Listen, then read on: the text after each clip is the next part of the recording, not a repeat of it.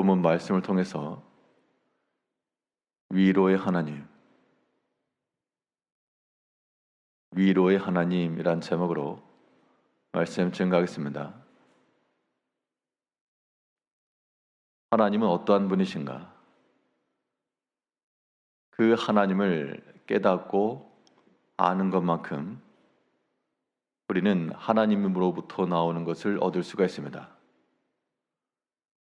능력의 하나님을 아는 자들은 하나님께 능력을 받을 것이고,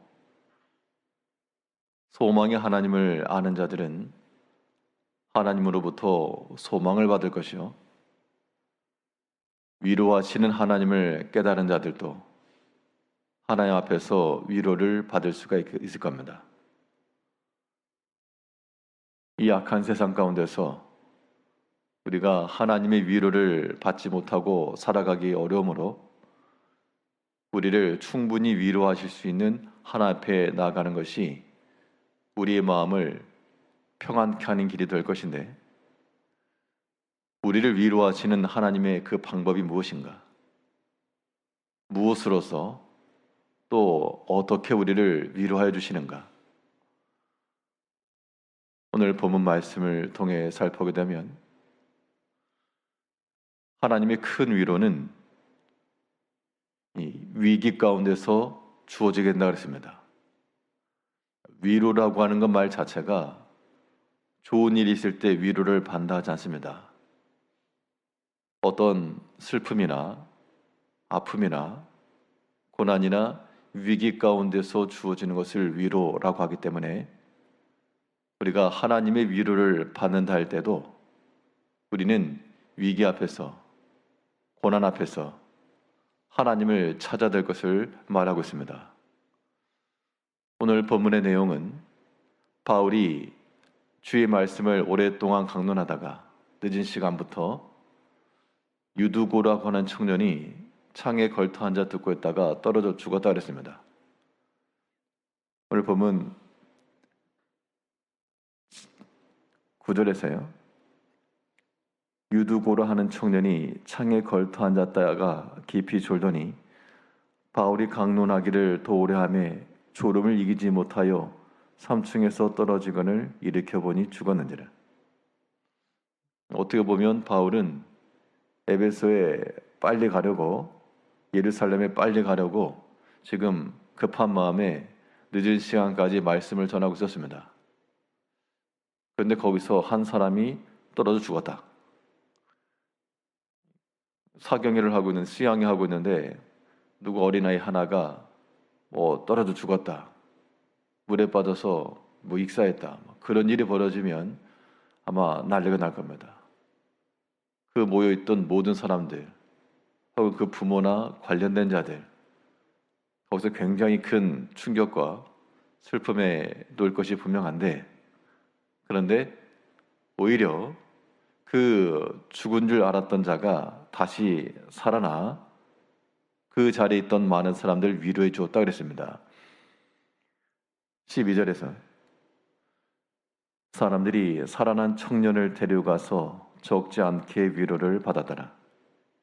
자, 그럼 그 위로라고 하는 것이 어떻게 주어졌는가?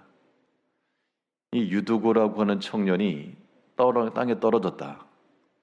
그것 자체는, 그것만 놓고는 아마 말이 많았을 겁니다.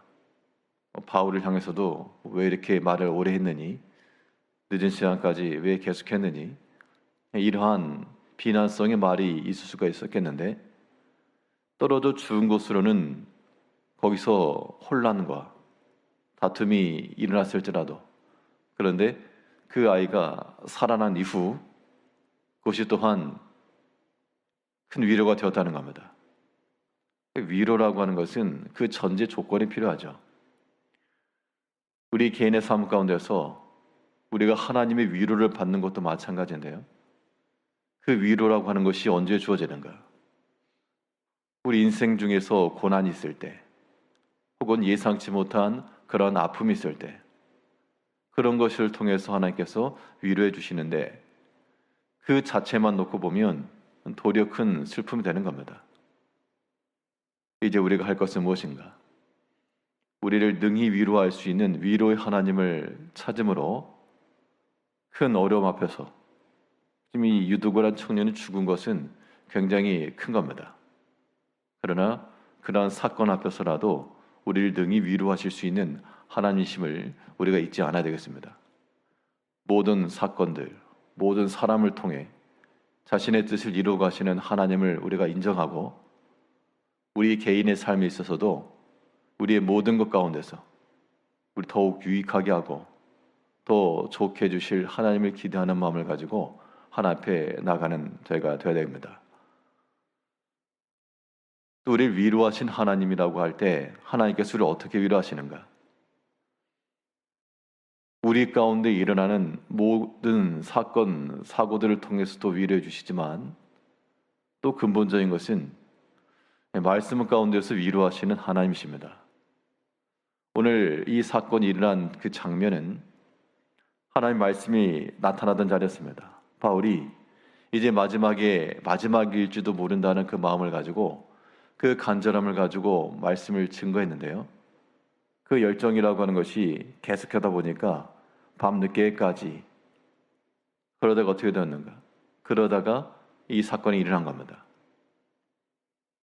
그런데 결국에 하나님께서 그 사건을 일으킨 것도 그 당시 그 자리에 있던 사람들에게 하나님의 말씀을 확증하기 위한 방편이었다는 것이 분명합니다.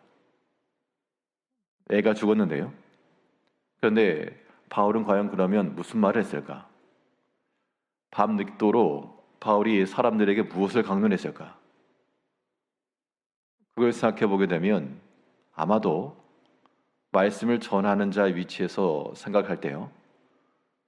제가 만일 마지막에 이제 성도들을 이제 더 이상 볼 수 없다는 그 마음으로 지금 이야기한 겁니다. 이제 예루살렘 들어가면 무슨 일을 만날지 모르기 때문에 이제 너희와는 마지막 인사라는 생각으로 지금 말씀 전하고 있는 겁니다. 무슨 말씀을 전했을까? 아마도 가장 핵심되는 말씀을 전했겠죠. 가장 핵심되는 말씀이라고 하는 것이 바로 그리스도의 죽음과 부활이죠. 죽은 자가 어떻게 살아나는가? 이 사건에 대해서 그 부활을 목격하였던 제자들이나 혹은 바울은 부활한 주님을 만났어도 그 당시 이방 교회, 이방 성도들이 죽은 자의 부활을 전했을 때 그 귀로는 들었지만 어떻게 가능할까? 설마 죽은 자가 어떻게 살아나는가? 분명 그런 의구심이 들었을지도 모를 일인데 이 유두고가 말씀 따라 죽었죠. 사람이 다 한 겁니다. 죽었다. 그런데 그가 다시 살아나는 이 사건을 통해서 아마도 그 사건을 통해서 보라, 하나님께서 능히 죽은 자도 살리신 하나님이시라 라고 하는 말씀을 전했을 게 분명합니다. 저 같았으면 그랬을 것 같습니다. 그러면 이 유두고라고 하는 청년의 죽음의 사건은 많은 사람들을 혼란케 빠뜨릴 수 있었으나 그러나 그것을 생명의 말씀으로 증가했을 때 말씀 안에서도 큰 위로가 되었고 또 그 사건을 통해서도 위로가 된 게 분명합니다.